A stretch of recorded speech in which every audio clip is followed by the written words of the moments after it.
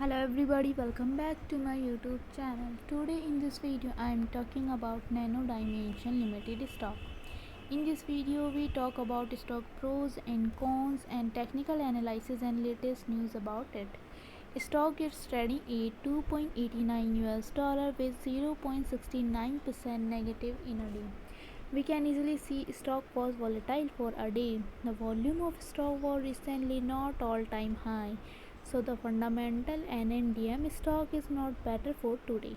Before buying and selling the stock, please consult your financial advisor. Today's video is done. Thanks for watching. Please subscribe my YouTube channel and like the video and also comment all related queries.